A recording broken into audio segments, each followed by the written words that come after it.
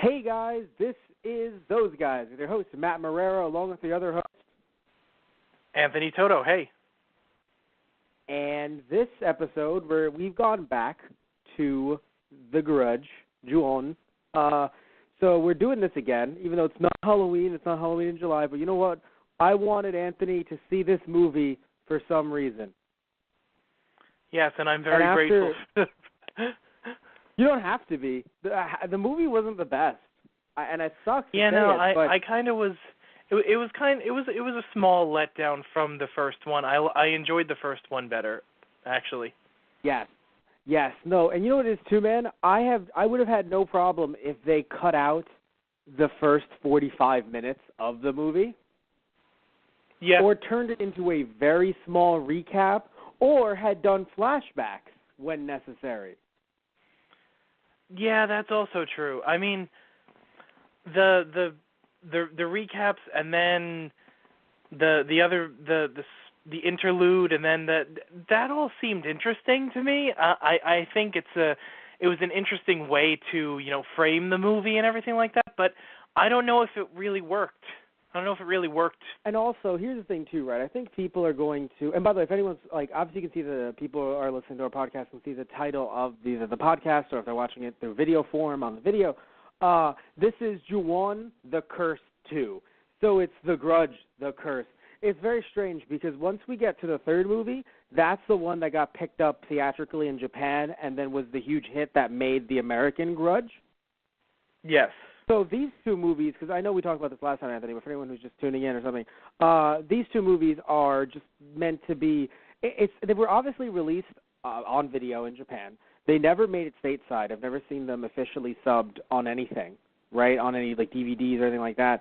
And these are interesting because in a way, even though they were made first, they're like a prequel to the story of The Grudge that many people know, at least in passing. So even though it's obviously these two were made first. But the thing is, so I was going to say, after talking about that, I was going to say that if I had to be somewhat fair, very, very small, and not too much fairness, very little bit of fairness, this came out around the time, internet wasn't the way it is today. It was on videotape. So I get wanting to remind people what happened in your last movie. We're seeing it literally, a month or two after? Yeah. But and still, we have the option of seeing the first, yeah. But still, though, when, in any TV show, when they recap and stuff like that, within 2 minutes, I get the idea. They still No, and that's why I'm saying I was only being a little fair, because it's hard to recap when, if someone for some reason didn't get the first movie or didn't see the first movie, that was a great way to catch them up. The problem is, of course, is that another thing I want to mention too, and this is me not being fair, these both came out in the same year. Yeah, 1 and 2. How could you not have seen the first? Yeah. Yeah, how could you not have, it shouldn't have been that hard to get the first one, although this movie, the first two weren't super duper popular. I mean, they got sequels, yes, but clearly 1 and 2 were filmed around the same time.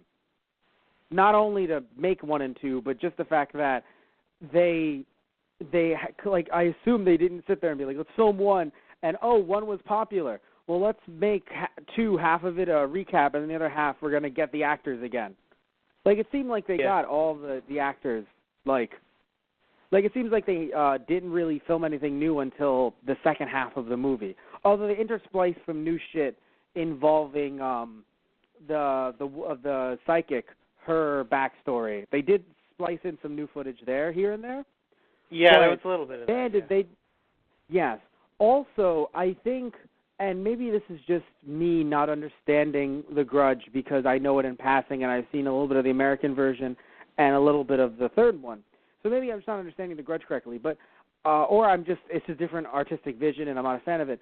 I feel like The Grudge should be, hey, if you're in this house or you've suffered or you've met someone or are associated with someone who's been in the house, you're going to be affected by The Grudge. Okay, fair. But but even in the last one, I said it felt weird when it went to the school. right? Because it's like, well, you were in the house, so now it's going to affect you somewhere else. But you know what? It was a cool scene, but you and I did think it was a little weird that the school was affected. Yes, right? I remember we did, yeah. Yeah. But now I feel like it's even weirder, where I know the husband is the one that killed her, but what the fuck does the husband have to do with any of this shit? Like, now I feel like it's just like, do you know the family that died in that house? I do. Well, that guy's second cousin that was twice removed lived in that house over there. Oh, no, I stepped into that house over there. Well, you're going to be affected by the Grudge's grudge. The like, Grudge's so that's the grudge. thing. Like, when it was, because when it was her grudge, I'm like, yeah, she died, she's coming back. But, like, no one, okay, so, like, you know, even though I don't think you've seen them, you know a bit about, like, Nightmare on Elm Street. Yeah, a little bit, yeah. I know a little bit. No one gives a shit about Freddy's wife, if he had one. You know what I'm saying? Like, everyone's like, oh, God, Freddy was a monster. Different than Kayako, of course, in many different ways. You know, but still, Freddy was the guy. No one cared about his wife or his family or whatever. And, yeah, you had Friday the 13th where it's like, oh, Jason's mom, and then it turns into the Jason story.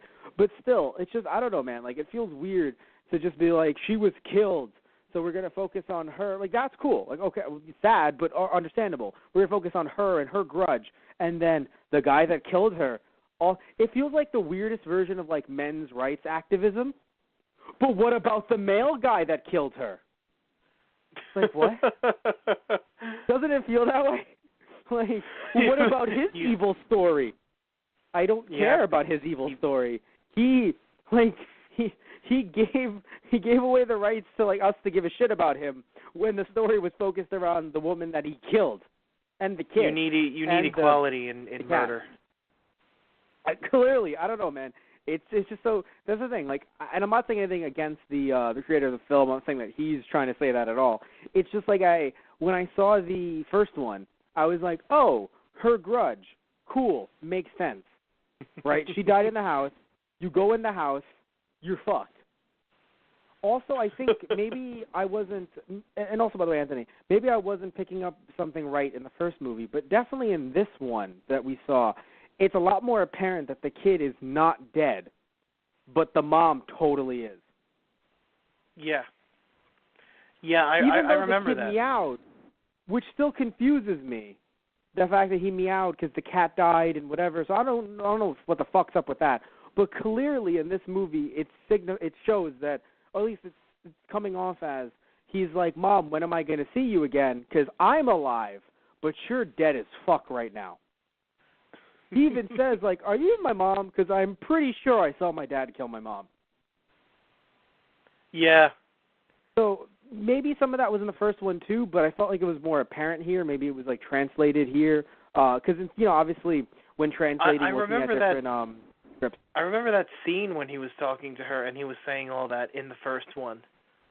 But I don't remember that specific line, the whole, like, are you even my mom? Like, that one I don't remember. But you're right. Oh, yeah, that one. The actual scene was there. The scene was there, yes. When he was asking her if she was his mom, that I don't remember. But I do remember her saying, you know, when am I going to... Just talking to him in the room. Yeah, okay, fair. So that line, I'm not saying, both lines. When am I going to see you again? And why do you always go away? And okay, yeah. I'm pretty sure I'm pretty sure he killed you. What are you doing here? How can someone be killed be here? Yes, the teacher in the bathroom was new. Like, he didn't explore the rest of the house. So there was some new stuff in here and there, and I think maybe they were going the anime route, which might sound weird, but this was actually released by Toei Video. So I say anime route. I know, Anthony, you've seen enough anime to know that when they do recap episodes, you're sitting back going, are you fucking serious? Right?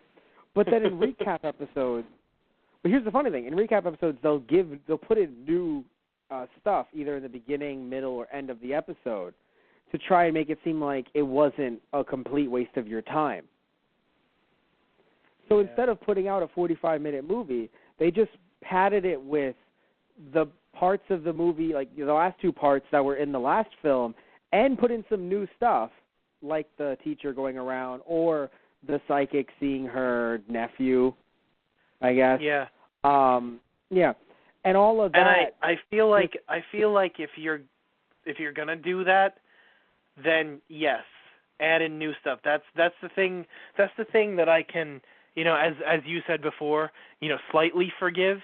Like, I appreciated the fact that they put in new stuff in the recaps. That I liked. But if you're gonna play, 45 minutes of just what was in the old movie, I'm my thing. I'm exaggerating when I say I exaggerate when I say 45 because like it couldn't have been that long because it's an hour 10 movie, so it couldn't have been. Yeah, that no, much it wasn't that long. It was more like 25, but. Yeah, which is still rough because at least 40 minutes left where it's like, guys, I would have just taken a 50-minute film. Yeah, I was taking a 50-minute film, just a 5-minute recap, and then right into... Because it's so strange that we even include Kayako when yes, Kayako sort of appears throughout the film, but it's mostly focusing on her husband in this random other apartment, which I shouldn't say random. It was the apartment where the teacher lived. Mhm. Because that's what happened. It's, we moved into this apartment. Oh, funny story. That's the one where the teacher and the wife, or the fiance, that's where they lived. And then the guy from this house. That kind of confused me a little bit because I was like, wait, she's in the apartment now? Is the apartment haunted? What happened to the house? That part kind of confused me a little bit. Well, yeah, and that's the problem, too, is that even though they showed the recap, they didn't, in my opinion, explain it well enough. I actually read a Wikipedia summary that helped me follow along. Basically, the house, the wife, and the kid allegedly maybe died in, but the wife definitely died in, and the cat died in that house. Yeah. The husband left the house that, as you know from the last movie, killed that teacher's fiance and baby. Yeah. You remember? Yes, that we remember. So basically, he killed her in their apartment, right? The teacher's apartment. That apartment is now haunted as well. And that apartment, strangely enough, the freaking psychic, her and either her kid or her nephew, whatever, that's where they lived. Yeah. Or they moved into that recently. So it's one of those like, well, golly gee, what are the odds? And I don't know, like, it felt like this movie was, in a way, even though it still deals with the same family, in a sense, it was trying to be like its own ghost story. Like, as if, like, let's do different ghost stories. And maybe the creator realized, actually, it might, with the third one, the one coming up, it might just be best to focus on the house. Because the house, from what I have seen, has become a staple of the series since. So this, in true sequel fashion, and I love that it doesn't matter what country you're in, Anthony. It feels like in true sequel fashion, they deviate from the norm. Mm-hmm. People aren't big fans. And then if there's a third one, they go back to their roots. Yeah, that seems right. But isn't that so interesting? Like, it's universal. It doesn't matter what country you're in. It just feels like it's just it the really second did one feel. Yeah. It really did feel Twilight Zone-y, where the like different, it's trying to do its own thing. Mm. Yeah, the different stories. Almost, even and though it wasn't, still, it was all connected. Yeah, but I meant like focusing on different people. Yes, well, because I think the Twilight Zone movies do stuff like that, sort of, where like they were all connected but not. Mhm. Okay. Because I've never seen Twilight Zone movies, but I've heard stuff. The Twilight Zone movie was basically remakes of the old episodes. So like none of the episodes, none of the stories had anything to do with each other. Okay. Which is a bit different than this. But no, yeah. Right. Okay. So to be fair, that is different than this. Okay. But no, it felt so strange because I needed to look through Wikipedia to follow up on it because even though we can tell, like, that's that character. That's that character. When they introduce, like, kids and, like, older people, we have to assume that they're family. But they didn't really, maybe they explained it just through the way they spoke, because, obviously Japanese is a language where certain words that are used throughout a sentence could signify who someone is. But it really took me a bit to be like, oh, that's mommy and daddy, right? Like, you're showing me, and then it's just like, oh, yes, they're staying here for a while. So you have to just, me picturing, oh, I guess they went to a house in the countryside, because holy shit, she's possessed as fuck. Yeah. Like, the amount of possessed that she was pretty fucking high. Yeah. And but yeah. As far as I understand it, the sake didn't work in the second one because she said that, because he called her up and said I sold the house, and she said, did you do what I told you to do and give them the sake? And they said yeah, and they were fine. But then it didn't matter because it didn't end up working out anyway. Yeah, what I think happened is, for all we fucking know, the family drank the sake and they were like, yeah, it tastes good. And then when the fucking guy left, they were like, man, that was terrible sake. Why would he just give us terrible sake? I didn't think of that. No, but I know it's like a fan canon thing, but like, are you really going to be super honest with your realtor on how shit his sake is? No. I don't know. I've never been given That's another sake good by a point realtor. too. Yeah. If a realtor offered me alcohol, I'm gonna say I like it, because I'm not gonna say your drinks are terrible. You have terrible taste. Exactly. I don't know how he explained it. They never filmed that scene, or they never showed us that scene of they said it was great, and it's like, did you explain to them why? Like, of course. I wish they did. Hey, drink it. No, but I imagine he's not going to say, hey, this place is haunted, because he wants to fucking sell the place. He's not going to say, no, hey, he's this not place gonna. is No, haunted, he didn't. so No. this might not taste good. No, he wouldn't have said. He wouldn't have said it sake? was haunted. He would. What? He probably just said, how do you like it? And they were like, it's great. And then he left, and they're like, what the fuck? Or at least she may have said, what the fuck? And the husband's like, what do you mean, honey? I thought it tasted great. And he got a frying pan to the head. So that frying pan to the head freaked me out. That freaked me out, though, because, yeah, the sound effect was cartoony, but the way the husband was just shown struggling, just because he was like, I'm not a big fan of these eggs. And she's like, I'm not a big fan of the fact that you're alive, fuckface. Yeah. And boom, just right in the back of the head. And what's so interesting is we didn't really focus on them as much. Yeah, which I felt was really interesting. Strange. Yeah, no, dude, I was just super confused, because I'm sitting here. Because you think you would focus on them. No, yeah. But I guess not. You think that they would. Yeah, that's the one thing I'll say that was a problem with this movie, was that unless maybe the creators thought, oh, we'll fix that, we'll follow that up in a third one, because maybe this was popular. It's so the way this movie was released, these two were so strange, because yes, they were picked up by Toei Video, so you imagine, oh yes, we're going to make these two, but it doesn't it felt like they were both filmed at the same time. Yeah.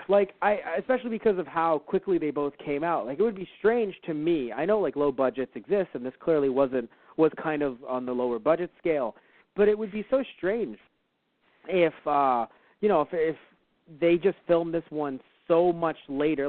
Oh no, we only filmed the first one. Well, quickly, let's cobble 30 minutes of the first movie, and then let's just film another 20. You know what I'm saying? Or another 30. Yeah. You know what I'm saying? That's so strange. So I imagine they filmed them both at the same time. Then, of course, they got popular enough to create the third one. But I think it's so strange that they didn't really focus. She's clearly the woman's like, yes, I will. Maybe they just wanted to leave it on that note of yeah, the Grudge sucks, man. This Grudge is terrible, and she wants to find a kid or have a kid to be able to put her, her being Kayako's dead kid, his soul, into this new child. What the fuck? Clearly that's where they're going with this. Yeah. And it's just weird, because I'm not saying a ghost or a villain has to be stopped. It just felt strange that they were like, by the way, here's how Kayako's doing, but we're going to focus more on the fact that apparently the teacher's fiance and dead fetus are really fucking things up over for this psychic woman. Yeah. And which I mean is fine. Yeah. Yes. And then the Grudge ends up taking the kid at the end, which fucking cool scene. It just doesn't make any sense. Super cool. Mm-hmm. No, like, think about this, dude. It's the year 2000, 2001, and they actually had CG like that. Yeah, that I like that. is not as low budget. Yeah, that's not as low budget as I even just said, to be fair. So that was cool. So I think overall the film was less scary than the first one, but the her appearing on the ceiling with the blood, I looked at that and I'm like, okay, I'll give you that. Yeah, no, just the fact of like just the school environment in general, like what happened there at the end. As much as I, said, oh, it feels weird that this happens outside of the house. Still, all of the effects that they did there were really cool. Fucking in the police station, that was intense. Yeah. Yeah, just he runs out screaming, and they're like, "What's going on?" And they run in there like, "We don't see anything in here," because they didn't scream when they walked in the room. But then the freaking officer is sitting right there, and just Kayako just comes out from under the seat, and it's like, "All right, you got me." Actually, yeah, that freaked me out a little bit. I have to be, because you know what it is? It shocked me in a way. Like this movie definitely made me, because I watched it around like 5 a.m. This movie definitely did make me sit back and go, "Ah, fuck, shit, why?" Like just. Yeah, stuff like that just which, kept on I don't know, happening. is that the effect that a proper horror movie should do? Yeah, well, why, as in like, oh God, like why did she have to do that? So yes, in that regard, yes. But yeah, I think that this movie kind of lost its way from the first one. And it's not my artistic vision, it's not my creation. So obviously this was the creator's intent and it didn't. But I do think that the movie strayed from what it was originally, or the series strayed from what it was originally, where it's like, hey, this, like, maybe the author, the creator's intent was, no, I'm making ghost stories here, and all that matters is grudges can kill you. Like, grudges, like, in the afterlife can kill you. If so, then there was no vision, in my opinion, right? If that's the goal. If the goal is grudges in the afterlife can kill you regardless of who, okay. But I think because we have hindsight, and that's the power that we have being, the tail end of 2017, because we have hindsight and we know who the villain is,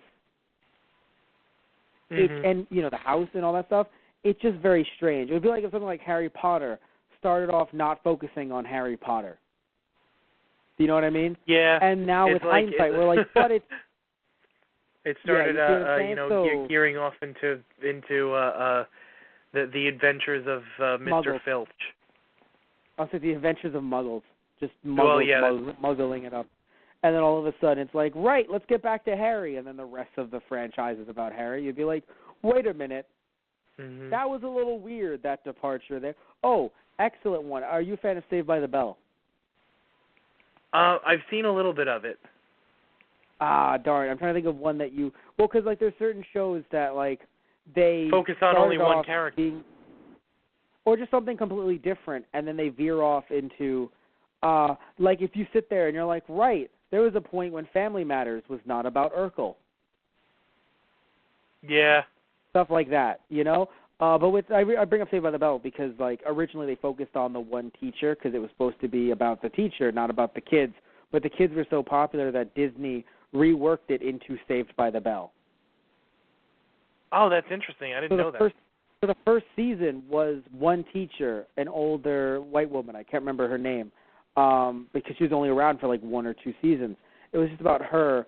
And the title of the show was even different, too. But the kids, they really liked, apparently, focused audiences, like younger kids watching Disney Channel, liked the kids more, so they just turned it into Saved by the Bell. It's really funny because you wouldn't think of it. without being Saved by the Bell with Zach and Screech and everyone else. But it's just like, wait a minute, no, it wasn't always that. So in this case, because of what we know now, and you have me even telling you, like, oh, yeah, it's about Kayako, and she dies in the house, and then she curses the house, and, you know, and all this stuff, seeing what is being done, even you, just from the very little you know from me, and obviously seeing it, you know, just every once in a while, like clips or hearing about it from other people, because it's been around for so many years now, you're like, this is different. Mhm. Like, even you're like, this is not what Matt described to me, and I'm like, it is not, Anthony. Yeah, no, it's not. And I don't have a lot of, experience with horror movies to real, but I know about, sequencing and sequels kind of following what the hell was happening from the original, and this didn't really do it that much. Yeah, no, this movie was, you could definitely tell that the creator was experimenting. Because, like we mentioned last time, this was created which I think is fine. Yes. Who was a student, because I mentioned to you last time, like he was a student, I forgot what film school. But clearly he did a lot in the first movie on what I imagine, even with the CGI, like with the woman's jaw or the girl's jaw not being there. Even with that, it's still a low budget, I would argue, right? But but he did so much with it. And then in this one, I don't know, like I feel like we could have just had, even though the Kayako scene at the end of the first movie was so iconic, I feel like this could have just been part of the first movie. It would have maybe been a bit awkward, but I feel like it could have been. I mean, you'd have to end it strongly. You'd have to find a strong ending besides that, or put the rest in with it if you're going to use that ending. You know what? I feel like we could still end it with Kayako, because while you're having that house having issues, you can have the other woman having issues elsewhere, and we could be wondering why the two were connected at all. Mm. And then find out at the end why everything is connected. And the thing, too, that I definitely enjoy, and even though, we're putting down this movie a little bit, I do enjoy the creator still keeping up with the out-of-sequence story arcs and trying to see how they come together. I just think in the first one, they were a bit easier to follow, even out of sequence. Mm. Where with this one, because I think with the first one, it was just like, even if we needed to look up something, it was like, oh, that one is so-and-so's brother. Okay, that's simple. But here you just introduced a bunch of new characters and didn't really talk about them much. You just have to sit there and go, hey, they're that guy's family, the realtor, because now the realtor matters. Yeah. Oh, you know what this feels like a lot? Even though I love Jeff Goldblum, it felt like Jurassic Park 2, when it's just like, oh, remember those characters from the first movie that weren't Jeff Goldblum? They're not coming back. It's the Jeff Goldblum movie. Yeah, it's like that, right? This Adventures is exactly of Jeff because he Goldblum. was just, yeah, basically, because this guy was a realtor in the first one, and we're like, oh, he's a realtor, and now in the second one, it's like, you mean the main character? I'm like, oh, well, all right then. I mean, I know he wasn't the main character, but he showed up far more often than I thought he would. Maybe just through the fact that they replayed the original part that he was in from the first one, but he was showing up, the realtor. You know what I'm saying? And of course the psychic too. You could argue the psychic. It's funny. I want to say she was the main character in this movie, but then she gets possessed, and we barely see her other than when she's possessed and dying. Yeah, no, that was another thing that I was going to bring up. Who the hell is the main character anymore? Okay, you know what? There we go. That is the best point, and I think the reason why this movie lacked a certain kind of direction. Yeah. Because in the first one, we were sitting there like, okay, the main character is quote-unquote the teacher. And it's like, no, it's more of an ensemble, okay? But still, it felt like the whole main point was something's going to happen with the teacher in the house because Kayako died there. And we all knew that. Like, even in ensemble movies, there is still a semi-main character-ish person. Yeah, the best I can describe movie, it. Though, correct. This movie, though, felt like it was a bunch of supporting characters. Mm-hmm. And there was no true main. And maybe you could say, oh, but that was the police. But they didn't appear as much. Oh, it was the realtor and the psychic woman. Yes, but then the psychic woman took a back seat when she was possessed. Oh, it's the realtor. But then he was mostly in it through the flashback portion in the beginning. So who is the real main character? Is it the boy? Because the boy fucking super disappeared for a bit there until the end. Yeah. No, in the school, I was like, right, the boy exists. So this was a very strange film, I think, because it didn't feel like there was any real main characters, nor did we know it was going to. Because the thing too is that like once you introduce Kayako from the first movie, of course she definitely appeared in this. Don't get me wrong. But then when you introduce the man, the husband, not introduce, but show him like, oh, this apartment is murdered because of what he did here, and then you don't really follow up on that as much. Then it feels like you introduce a secondary villain, kind of like in a weird way, like a superhero movie. When you introduce too many villains but don't really follow up on them, so they're kind of just chilling around. Mhm. So that's the issue in my opinion, is that it feels like we have also another thing too, by the way, just another issue. When Kayako is possessing this woman, how is she still able to be like, BRB, I got a grudge right now? I got a grudge. Well, because who's grudging? Because at the end of the movie, it's apparently, from what I read online, it's supposed to be Kayako. And I'm like, wait, but the woman who died in the house, is she not the one possessing, what's her name? Like, it can't be, like, Kayako can't be doing everything. Like, look, I get it. Unless there's this weird rule where she's in every place at once. Like, I get it, all right? Kayako is a single woman who don't need no man. But she can't literally do everything. She can't be possessing someone's body while doing grudge shit elsewhere, while then possessing someone else's body. Like, look, She's I a get strong, it. independent Single moms woman are who powerful. don't need no... That's what I'm saying. Single women are powerful in the workplace. Single mothers are powerful in the workplace. I get it. But you can't just possess everyone. She's a strong, independent woman who don't need no time and space. That's literally what it is. She's basically a Doctor Who villain at this point. And I would love to see that, by the way. I would love to see her be a Doctor Who villain. I don't know why. Interesting. Well, here's the creepy thing. The Doctor steps foot in the house. She'd follow him into the TARDIS. She would literally follow him to the ends of the earth. She'd be like, what's her name, the water one? Oh, yeah, Heather, yeah. Oh, it's Heather, yeah. Just like her. Because that's basically what she is. You step into the house, well, you're cursed. Holy crap. But I went to now the 8,000. I'm not going to be able to watch that episode without comparing Heather to the Grudge now. Yeah. I mean, it's okay. But, it's okay. So that's my... well, it happens. It happens. Right? Every once in a while. But yeah, so that is a great point, Anthony. It feels like there was just too many supporting characters here and no one to really, I don't want to say root for, but it just felt like, I don't know, it felt like it kind of it strayed away from the first movie, which felt a lot like it wasn't trying to be 80s horror. Yeah. Because when I say 80s horror, Anthony might not know this, or you might have heard about this from other people, but like 80s horror, there's a lot of tropes of like, who cares about the people? We just want to see murders, right? We want to see gory deaths, or just people dying. Yeah. So, yay, people dying. It felt like the first one was like, oh, man, what's going to happen here? Like more of a mystery.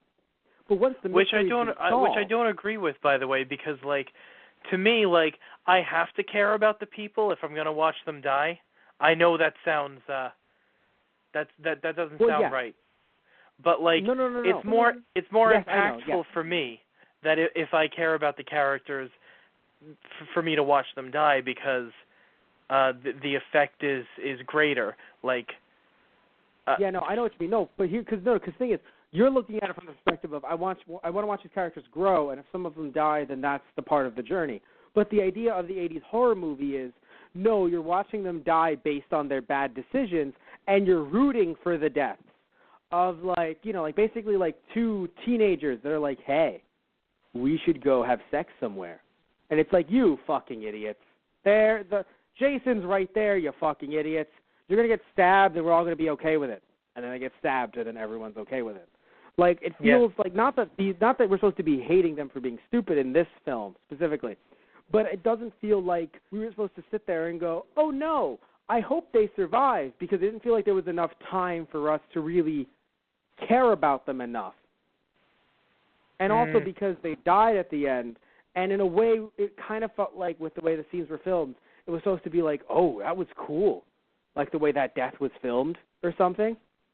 Yeah. Because I got to admit, like, when everything was dark, and when the father comes out of the room, and then the mom's just laughing, and then she's collapsed, and I was like, oh, God. And then the darkness overcomes. I was like, holy shit. That was one of the ones that made me a little bit on edge. Yes. No. That's the thing, yeah. It was uneasy. It was cool.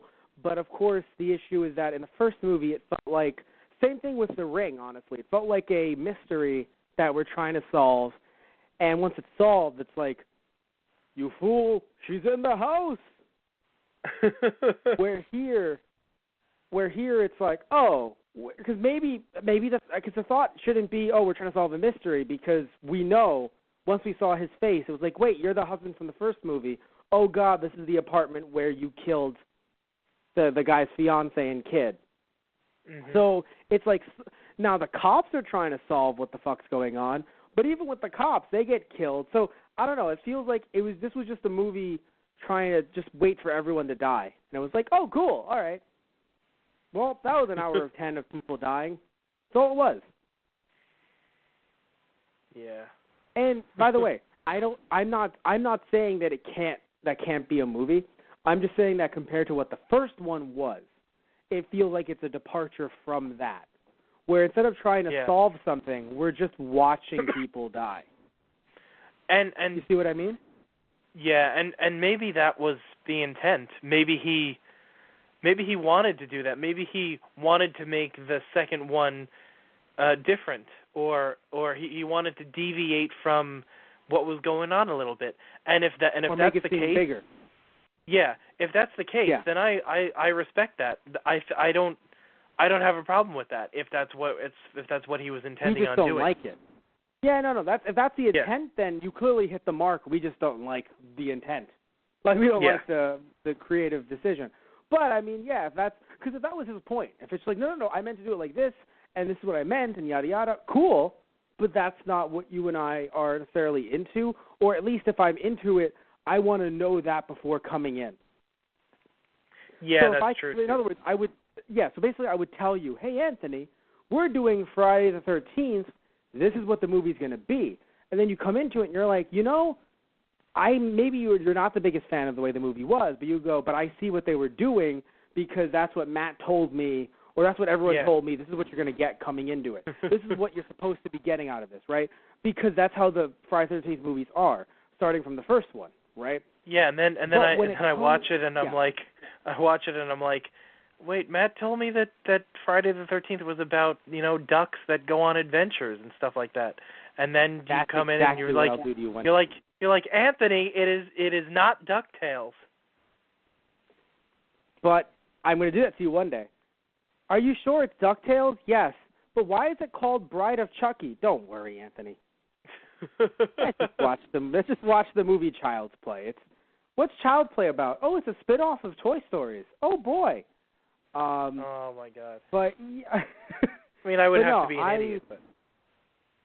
Wow. Thankfully, you're not. Matt saved himself there. Matt kept the podcast partner that day. But, yeah. I feel like, yes, you are, Anthony. I've been meaning to tell you this for a long time. Anthony, let me pull out the PowerPoint. Anyway,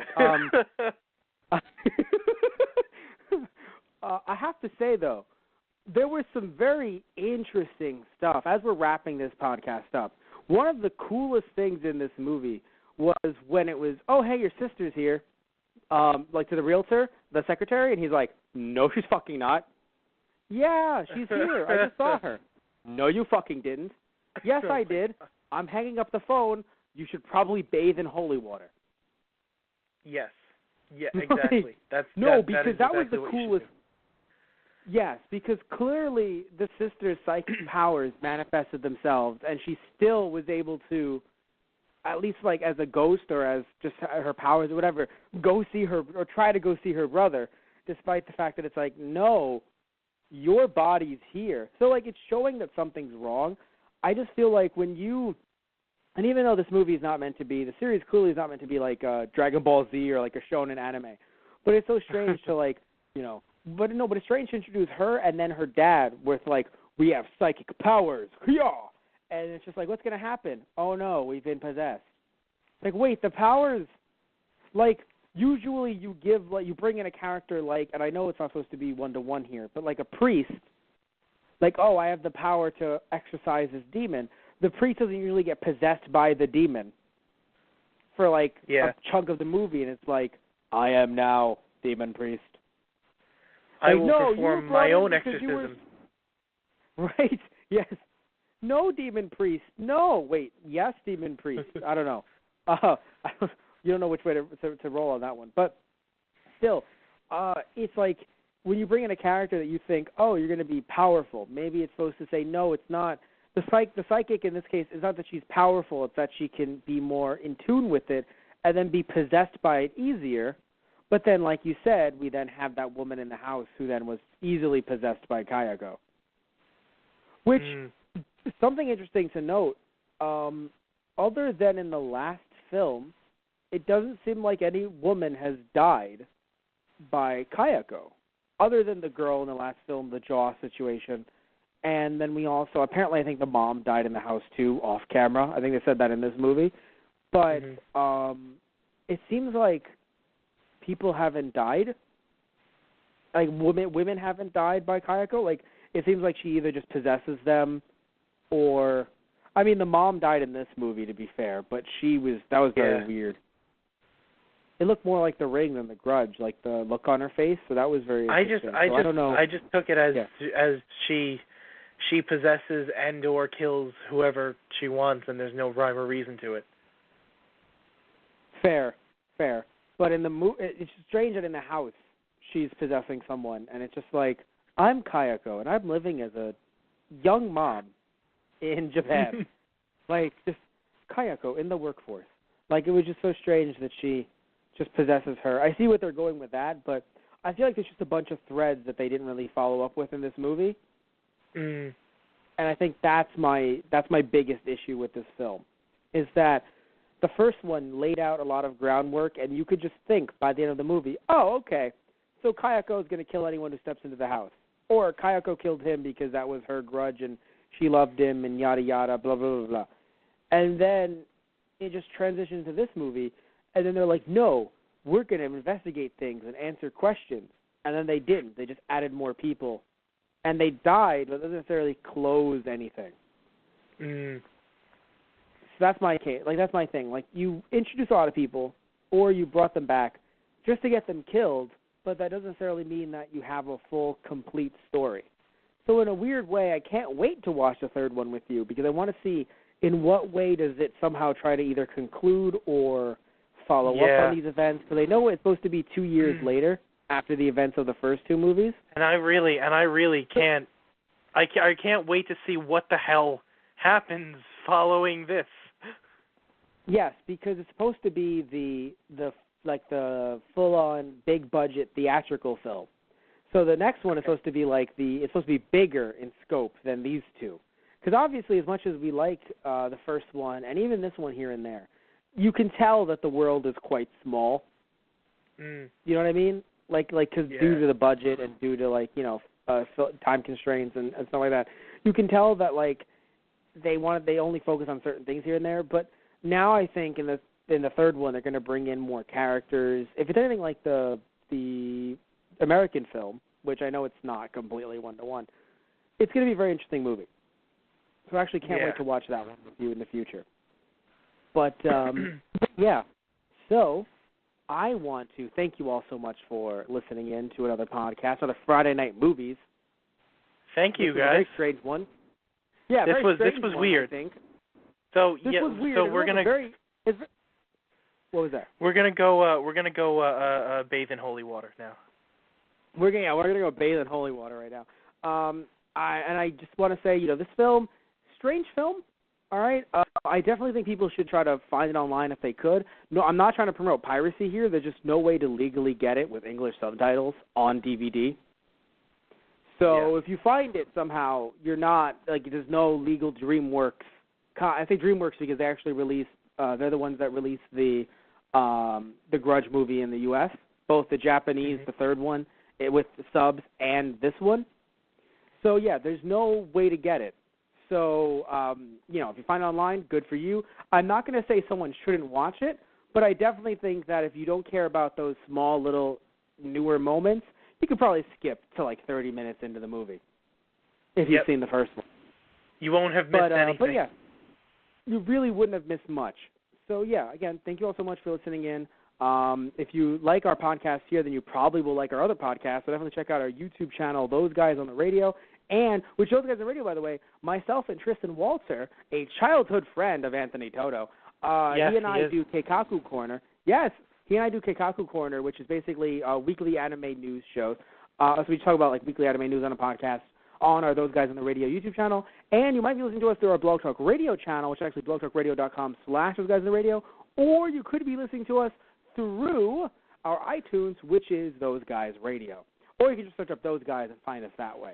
So, again, thank you all so much. We also have our YouTube channel, Those Guys Play, where Anthony and I currently search up Those Guys Play on YouTube to find it. And currently, Anthony and I are actually playing Paper Mario, The Thousand-Year Door. We've played Animal Crossing in the past. Paper Mario. Yes, we played Animal Crossing in the past, and we're coming back with more of that. And we have a special episode that we have to keep hush-hush that's coming out with he and I in Those Guys Play Season 4, which is coming out early next year. Oh, I know what this is. And it's funny to say. Yes, but don't say it. And it's funny to say early next year because it's literally just a month away. But, I almost said early it. next year that will be. Yeah, don't. I'm not. Fan. Yes. So again, thank you all so much. Please remember to check out our TG Productions YouTube channel as well. We have a bunch of fun little skits there, weird, interesting stuff. The reviews also as well, of anime and not just video reviews of anime and different horror movies and movies in general. So check that out there. We also have Toku Trivia as well. And you can also donate to our Patreon, which is TG Productions. Patreon.com/TG Productions. You can just donate there to suggest different shows to us. You could actually pick which hosts will be on a certain podcast if you want. You can basically say, hey, I would like you guys to podcast on this. You can actually say, hey, I would like Tristan and Anthony to podcast on Doctor Who. Right? You can do stuff like that depending on what tier you donate. That would get weird. So that would get weird, get fun, get weird. So you can do anything you guys want to when it comes to our TG Productions Patreon, depending on what tier you donate to. You can make things weird. You can do things with our Let's Plays, make them weird. Hey, I want Anthony and Tristan to do a video game for Doctor Who. I don't know why it's always Doctor Who, but it can be anything, right? So feel free to make everything weird. Yeah, feel free. And also go to our eBay channel, which is ebay.com/USR/ThoseGuysRadio. You can buy our T-shirts there, posters, and a bunch of other cool stuff there as well. All right, guys. Thank you all so much. Love you all, and take care. So, see ya. See you guys. Bye.